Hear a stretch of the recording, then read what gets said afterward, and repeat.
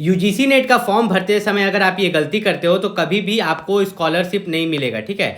याद रखिएगा, अगर आप यहाँ पर यूजीसी नेट का फॉर्म भर रहे हो और फॉर्म भरते वक्त अगर ये दो गलती अगर आप कर रहे हो तो कभी भी आपको जो है स्कॉलरशिप जो मिलता है ना, आपको जेआरएफ का, ठीक है, या आप असिस्टेंट प्रोफेसर बनना चाहोगे या आगे चल के आप पीएचडी में एडमिशन लेना चाहोगे, तो तीनों में आपको दिक्कत होगा अगर आप ये गलतियां करते हो। तो ये गलतियां आपको नहीं करना है, मैं आपको एक एक करके बताता हूँ। सबसे पहली गलती यहाँ पर क्या है कि फॉर्म अप्लाई का जो लास्ट डेट है, ठीक है, फॉर्म अप्लाई का जो लास्ट डेट है आप देखिएगा कि 7 नवंबर है। कितना? 7 नवंबर, जिसको यहाँ पर क्रूशियल डेट भी बोलते हैं। ध्यान से समझिएगा, इसको क्रूशियल डेट बोलते हैं किस चीज़ के लिए?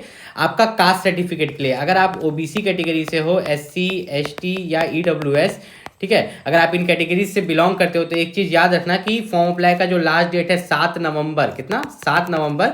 इससे पहले आपको अपना सेंट्रल लेवल का सर्टिफिकेट बना लेना है। कैसा?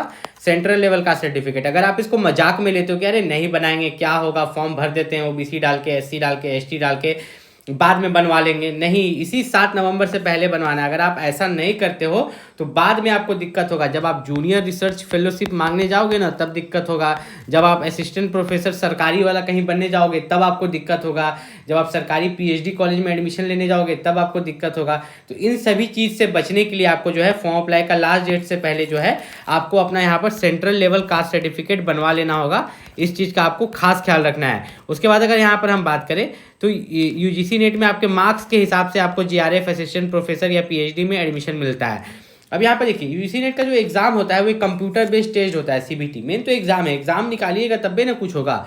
तो एग्जाम जो है आपका कंप्यूटर बेस्ड टेस्ट होता है। तो इसमें ज़्यादा से ज़्यादा आपको ऑनलाइन प्रैक्टिस करना है, तो मॉक टेस्ट दीजिए ज़्यादा से ज़्यादा। एक बार आप किसी का क्लास लेके या बुक लेके पढ़ लीजिए, ठीक है, जो बुक है वो बुक से पढ़ लीजिए या क्लास से पढ़ लीजिए। फिर उसके बाद ज़्यादा से ज़्यादा मॉक टेस्ट दीजिए किसी भी ऐप से, जो ऐप से आप कंफर्टेबल है उस ऐप से आप दे सकते हो। उसके बाद आपको क्या करना है, आप एक चीज़ देखिएगा कि टोटल 150 क्वेश्चन है, ठीक है। एक पेपर 1 है जिसमें 50 क्वेश्चन है, ठीक है, 50 क्वेश्चन है, और पेपर 2 है जिसमें 100 क्वेश्चन है। तो टोटल यहाँ पर देखिएगा तो 150 क्वेश्चन है। और पेपर 1 जो है सभी के लिए कॉमन है, जिसमें कि आपको यहाँ पर reasoning ability, reading comprehension, divergent thinking, general awareness, ये सब पूछते हैं, जिससे 50 क्वेश्चन आता है। ये सभी के लिए कॉमन है। पेपर 2 है जो है वो सब्जेक्ट बेस्ड है, ठीक है, सब्जेक्ट बेस्ड है। जो भी आपका सब्जेक्ट रहेगा, हिस्ट्री, मैथ, ठीक है, लॉ, लाइब्रेरी साइंस, जो भी आपका सब्जेक्ट दिया गया है, एग्रीकल्चर, उन आपके उस सब्जेक्ट से आपके 100 क्वेश्चन पूछे जाएंगे और हर एक क्वेश्चन 2 नंबर का है, ठीक है। तो टोटल 150 क्वेश्चन अगर है तो यहाँ पर कितना हो गया, 300 मार्क्स, ठीक है, 300 मार्क्स का एग्जाम होगा। लेकिन एक सबसे खास बात है कि जो 300 मार्क्स का आपका एग्जाम हो रहा है इसमें कोई भी नेगेटिव मार्किंग नहीं है, there is no negative marking. इसका क्या फ़ायदा है ना कि अगर आपका 150 क्वेश्चन में से मान के चलिए कि आपका जो है 50 क्वेश्चन गलत हो जाता है तो आपका 100 क्वेश्चन सही होता है, तो आपको जो है यहाँ पर गुना 2 कीजिएगा तो 300 मार्क्स होगा। लेकिन जो वो 200 मार्क्स होगा, ठीक है। लेकिन वो जो 50 क्वेश्चन गलत हुआ उसका कोई भी नेगेटिव नहीं कटेगा, क्योंकि नेगेटिव मार्किंग यहाँ पर है ही नहीं, जो कि आपके लिए यहाँ पर बहुत ही बेनिफिट होने वाला है। बहुत सारे बच्चे ये पूछ रहे थे कि क्या ग्रेजुएशन के बाद यहाँ पर यूजीसी नेट के लिए फॉर्म अप्लाई कर सकते हैं। तो देखिए, ग्रेजुएशन के बाद अप्लाई कर सकते हैं, मैंने इस बात को बोला है, मैं एक्सेप्ट करता हूँ। लेकिन कब? जब आप पीजी का सेम 1 में एडमिशन ले लेते हैं, ठीक है, पीजी के सेमेस्टर 1 में अगर आप एडमिशन ले लेते हैं तब आप यूजीसी नेट के लिए फॉर्म अप्लाई कर सकते हैं। क्योंकि यूजीसी नेट का जब रिजल्ट निकलता है, ठीक है, यूजीसी नेट का जब रिजल्ट निकलता है तो उस दिन से आपको 2 साल का समय दिया जाता है आपको अपना यहाँ पर पीजी कंप्लीट करने के लिए। मैं आपको समझाता हूँ कैसे। मान लीजिए कि यही वाला जो यूजीसी नेट का है, आपने ग्रेजुएशन किया, फॉर्म भर दिए, ठीक, और आपने पीजी में अभी एडमिशन भी नहीं लिया, आपने फॉर्म भर दिया और आपका जो एग्ज़ाम होगा वह जनवरी में हो जाएगा, ठीक, और मार्च में जो है आपका रिजल्ट निकलेगा। मार्च ऐसा ले लेते हैं, एक डेट ले लेते हैं ना, मान लो कि 25 मार्च को आपका रिजल्ट निकलता है, 25 मार्च 2026 को जो है आपका रिजल्ट निकलता है यूजीसी नेट का। तो इस दिन से आपको 2 साल का समय दिया जाएगा, ठीक है। वादा के मुताबिक ये लोग जो है इस दिन से आपको 2 साल का समय देंगे। 2 साल मतलब कितना हो गया आपका, 2 साल मतलब हो गया 25 मार्च, ठीक है, 2027, 2028 तक का आपको समय दिया जाएगा। और अभी आपने ग्रेजुएशन ही किया था, पीजी में अभी जाके एडमिशन ले लीजिएगा। तो मान लीजिए पीजी में एडमिशन आप ले लेते हैं तो क्या आप 25 मार्च 2028 तक पीजी ने कंप्लीट कर लीजिएगा, आराम से पीजी कंप्लीट कर लीजिएगा, कोई भी दिक्कत नहीं होगा। अगर पीजी में सेमेस्टर 1 सेमेस्टर 2 में है तब तो एकदम आँख मूंद के अप्लाई कीजिए, ठीक है। मैं तो उनको बोल रहा हूँ जिन्होंने एडमिशन नहीं लिया है, मतलब सिर्फ एडमिशन लेने वाले हैं, ठीक है। यहाँ पर अगर यहाँ पर देखें तो आपका जो मास्टर्स डिग्री है, जिसको पोस्ट ग्रेजुएट डिग्री भी यहाँ पर बोलते हैं, उसमें आपका कम से कम 55% मार्क्स होना चाहिए जनरल कैटेगरी से हैं तो, और ओबीसी एससी एसटी से हैं तो आपका 50% मार्क्स यहाँ पर होना चाहिए। इस चीज़ का खास ख्याल रखिएगा। और यहाँ पर अगर हम लोग थोड़ा सा नीचे चले तो यहाँ पर देखिए इन्होंने दिया है साफ साफ कि अगर आप यहाँ पर यूजीसी नेट के लिए फॉर्म भर रहे हैं तो एक चीज़ का आपको खास ख्याल रखना है कि कट ऑफ क्या जाता है, ठीक है। जेआरएफ के लिए आपका क्या कट ऑफ जाएगा, आपका असिस्टेंट प्रोफेसर के लिए यहाँ पर क्या कट ऑफ जाने वाला है, तो वे सभी चीज़ मैं आपको यहाँ पर बताने वाला हूँ। तो थोड़ा सा नीचे चलते हैं। ये आप क्या देखते हो कि 15% सीट एससी कैंडिडेट के लिए है, 7.5 एसटी के लिए, 27% ओबीसी का है, 10% इकोनॉमिकली वीकर सेक्शन का है, ठीक है। तो ये जो सीट्स हैं, तो जितना भी आपका यहाँ पर क्या बोलते हैं, ये जो सीट्स होते हैं, तो ये ज़्यादातर रिजर्वेशन जो है ओबीसी को मिलता है। किसको? ओबीसी को।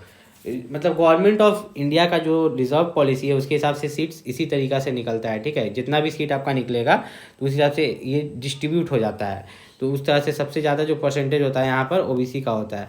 उसके बाद हम लोग थोड़ा सा यहाँ पर नीचे चलेंगे तो आपको एक चीज़ और यहाँ पर बता देते हैं। देखिए एक एक चीज़ क्लियर करना जरूरी होता है ताकि आपको किसी भी तरह का दिक्कत यहाँ पर ना हो। फॉर्म भरते वक्त एक चीज़ याद रखिएगा कि आपका भले ही आप यहाँ पर पीजी लेवल का फॉर्म भर रहे हैं, लेकिन जो भी आप फॉर्म में भरिएगा वो आपके 10th के मार्कशीट से मैच करना चाहिए, ठीक है। पापा के नाम, मम्मी का नाम, डेट ऑफ बर्थ, सब कुछ। ये नहीं कि 10th के मार्कशीट में अलग है, यहाँ पर कुछ अलग है। अब यहाँ पर बात करते हैं यूजीसी नेट के कट ऑफ के बारे में, फिर आपको बुक के बारे में बताएंगे। तो सबसे पहले यहाँ पर कट ऑफ के बारे में बात करते हैं। आपका 300 मार्क्स का एग्जाम होता है, ठीक है। 300 मार्क्स में से अगर आप यहाँ पर देखिएगा तो यहाँ पर जेआरएफ कितने नंबर पर मिलेगा, ठीक है। असिस्टेंट प्रोफेसर यहाँ पर कितने नंबर पर मिलेगा, या पीएचडी में जो एडमिशन है वो कितने नंबर पर होगा। तो यहाँ पर मान के चलिए कि जो कट ऑफ है, ठीक है, 300 नंबर में से जो है यहाँ पर अगर जेआरएफ का कट ऑफ यहाँ पर 280 जाता है तो असिस्टेंट प्रोफेसर का 250 जाएगा और पीएचडी का 220 जाएगा। ध्यान से समझिएगा इस चीज़ को, ठीक है। ये हो गया मान के चलिए हिस्ट्री सब्जेक्ट के लिए, ठीक। अब इंग्लिश सब्जेक्ट के लिए मान के चलते हैं कि जेआरएफ का जो कट ऑफ है यहाँ पर जो है 300 में से 270 जा रहा है। असिस्टेंट प्रोफेसर के लिए जो है यहाँ पर 260 जा रहा है और पीएचडी के लिए जो है 240 जा रहा है, क्योंकि इंग्लिश लगभग आजकल हर कोई लेने लगा है। लेकिन यहाँ पर अगर हम दूसरे सब्जेक्ट देखें तो यहाँ पर हिंदी के लिए देखते हैं, ठीक है। हिंदी छोड़ देते हैं, कोई और ले लेते हैं। जैसे कि आपका हिस्ट्री हो गया, इंग्लिश हो गया, कोई ज्योग्राफी ही कर रहा है, ठीक। तो जो ज्योग्राफी कर रहा है तो उसमें अगर हम लोग देखेंगे तो वही 300 में से मान के चलते हैं कि जेआरएफ के लिए उसमें जो जा रहा है 250 ही जा रहा है। अगर जेआरएफ 250 जाएगा तो असिस्टेंट प्रोफेसर खुद ब खुद घट जाएगा 230 और पीएचडी उससे भी कम हो जाएगा 200। इस चीज़ का याद रखिएगा। सबसे ज़्यादा जो रहता है पहले नंबर पर जेआरएफ, दूसरे नंबर पर असिस्टेंट प्रोफेसर और तीसरे नंबर पर जो है पीएचडी में एडमिशन। फॉर्म भरते वक्त भी आपसे पूछा जाता है। यूजीसी नेट के लिए जो सबसे बेस्ट बुक है उसका लिंक मैंने इस वीडियो के डिस्क्रिप्शन में दे दिया है, वहाँ से जाके आप बुक को परचेस कर सकते हैं। साथ ही साथ आपको किसी भी तरह का दिक्कत हो तो मैं अपना फेसबुक का लिंक नीचे दे रहा हूँ, ठीक है। आप वहाँ पर जाके फॉलो कर सकते हो और कोई भी डाउट हो आप मैसेज करके पूछ सकते हो। 2 से 3 दिन में आपको रिप्लाई वहाँ पर मिल जाएगा। मिलते हैं अगले वीडियो।